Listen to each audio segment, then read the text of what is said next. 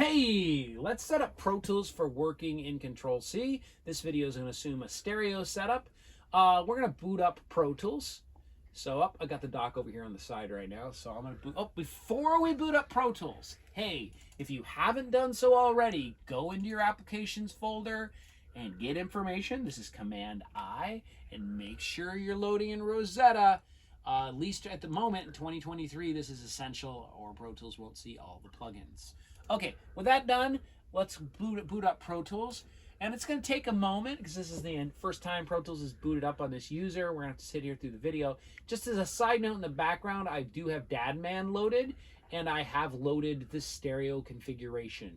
If you haven't watched the other video on this, make sure you know what you're doing and you get that loaded in stereo. Okay, so some pop-ups. Yes, please allow audio input in Pro Tools. And it would like to use the microphone. Yes, tell it yes. And the first time you load Pro Tools, it will have to scan through all the plugins, and this will take a while. You might get some pop-ups from MIC-DSP, like we are here, and just say continue. They're just reminding you that 9 months from now, your lovely faculty will need to pay the bill so we can keep using those plugins. It's feeling kind of awkward. Ooh. Do you want this install the screensaver? I don't care. I'm just going to say do nothing. I don't know if it actually installs it. You could try either way. Maybe you'll get to see the screensaver. It is a really cool screensaver. It shows all these beautiful venues that Altiverb was sampled in. Okay, I've skipped a bunch here, and if you see this, Wave Server would like to access, say yes. Woo! So I edited. That took like 5 minutes to load all the plugins. And now I think we're done loading the plugins. Would you like to send diagnostic information to Avid? I don't care what you want to do. Yes, no? Of course I don't. This is what it loads up. I don't like this particular thing, so I'm going to get rid of it. Show on startup. And we're going to set Pro Tools up here. The next thing to do, I'm going to, I'm just going to make a dummy session for the moment, which is, create a new session, give it a stupid name. And I'm going to store it off probably to wherever. You should store it into your folder when you're doing this. But there's Pro Tools. Let's go set it up. Let's go visit hardware and make sure you're seeing the matrix. If you are seeing the matrix, happy days. Nothing else to do. When you go to Playback Engine, make sure it's set to HDX. If you change this, it's going to reboot itself. In another video, I'll talk about how to get Dolby Atmos going, and that's actually the Dolby Audio Bridge. But for stereo mixing, it's HDX. Hybrid engine on, please. Don't need to mess with this. Hey, the buffer, I normally, if I'm mixing, put it as high as possible. It puts a little extra latency, but the computer's less likely to hiccup. Notice sample rate right now is defaulted to 44.1. We're going to have a problem with that. 44.1 will not talk to the matrix because the matrix defaults to 48 unless you change its preferences.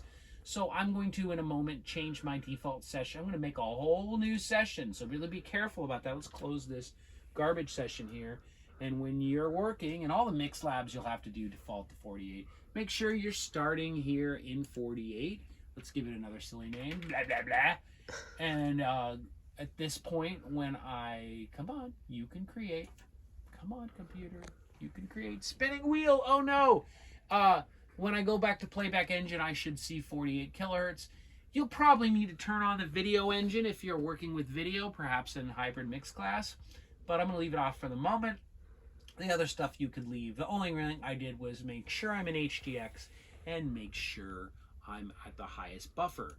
And then you will, in other videos, learn all about the I/O and what to do there, so I'm not going to talk about the I/O in this video. You do have peripherals to deal with.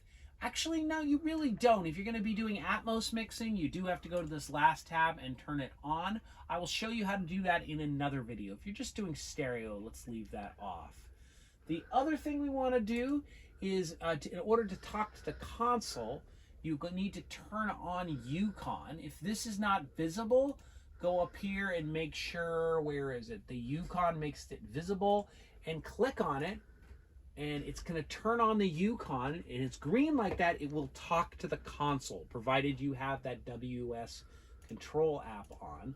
So if I make a channel right now, Command-Shift-New, make a track, I should see it pop up right here on the console. So that's because I clicked Yukon.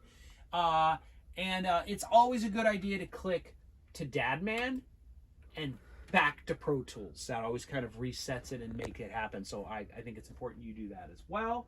What else do I need to do? Always, if you're starting fresh, make sure delay compensation is on. If you're working in a mix, make sure it's on. That's always really, really important, or everything gets phasey. Let's go to some plugins and get some basic, preferences, and get some basic preferences set up. If you want to see tool tips, the little pop-ups that tell you what features you're using, turn those on or off. Really important, I think you want to organize your plugin list by category and manufacturer, so you can search by waves, not just by compressor. So I think that's a really important one. I always want to see my marker colors because I'm obsessed with color. And I think it's important under operation to set your auto save to every minute. So it'll save a backup file for you every minute. So if you get a crash, you only lose a minute. You don't lose 5. There's a lot of other preferences that you will want to change, that you may want. For example, I always set numeric keyboard to classic, but you don't need to do that. You should leave it default. So I shouldn't have said anything at all. I guess I did. It's too late. Edit it out. Hit OK. Other things you may want, look, the tool lock. I use F keys to move through the tools, and I accidentally bring up the wrong tool all the time, so I always hit edit tool mode keyboard lock so my F keys don't change tools randomly.